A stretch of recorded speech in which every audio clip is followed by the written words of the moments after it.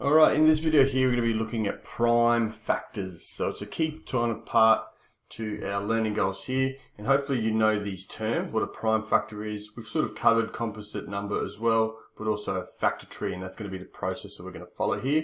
And then you can represent whole numbers as products of powers of prime numbers. So firstly, let's go look at what a factor tree is. So firstly, all parts of every composite number can be expressed as a product of its prime factors. So think of a prime factor as we list all the factors as we've done previously, which of those are actually prime numbers as well, and that's why we call them prime factors. And a factor tree is used to help us define that or show that, particularly with a composite number. And the way a factor tree works is that we start with a composite number. Okay, so we start with a composite number up here and we break it into branches, and each branch is effectively a factor of that number. For example, we've got 48 here, and I can choose any factors other than one, obviously, and I can go branch that off there. So I know that 4 times 12 equals 48. So I've branched off from the starting number of our composite number, and now I've broken down into 2 more composite numbers. So every time you have a composite number, you should branch further. So by that I mean, okay, I move to 4 and 12. They're both composite numbers. 4 is made up of 2 times 2. 12 is made up of 4 times 3. Now every time you do that, if you get down to a prime number, so in this case 4 is broken up into 2 times 2. They're both prime numbers. And what I'll do is I'll circle them, and it sort of stops at that point. For that branch, it stops every time you hit a prime number. Now I can continue on this side here. I've got 12, which is made up of 4 by 3. Now 3 is a prime, so I'm going to stop that branch there. But I'm going to continue with this composite number.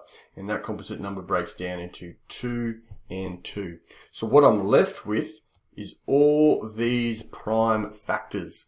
And it's effectively saying, as I've written here, 48 is made up of 2 times 2 times 2 times 2 times 3. And then we express that with powers, as we've looked at previously, as index form. So that would be 2 times 2 times 2 is 2 to the power of 4 times by 3. And that's how we express our prime factors, or a number expressed as prime factors. Now, it doesn't matter which pair of factors you start a factor tree with, the final result of prime numbers will always be the same, and we'll have a look at that soon. And it is conventional, as I said, to write your prime factors in ascending order. So the example here would be 600 is made up of 2 to the power of 3 times 3 times 5 to the power of 2. Now let's do an example, a real life example here that we can sort of have a look at. And we're going to start here with 60. Now it doesn't matter, as I said, which I can start with any sort of branch or any 2 factors, as long as it breaks down from there. And I'm going to start with 3 times 20. Okay, so I've got 3 times 20. I can continue there. If I can see a factor, I'm going to circle it, so I'm stopping on that one. But this is a composite, so I'm going to continue breaking that down. And I know that 20 is made up of the factors of 2 times 10, so I might continue with that. Now 2 is a prime number, so I'm going to stop there. That branch will stop, and I'm going to continue now with 10. 10 is made up of 2 times 5, and I can see here that I have 2 prime numbers now, so I'm going to circle 2 and 5.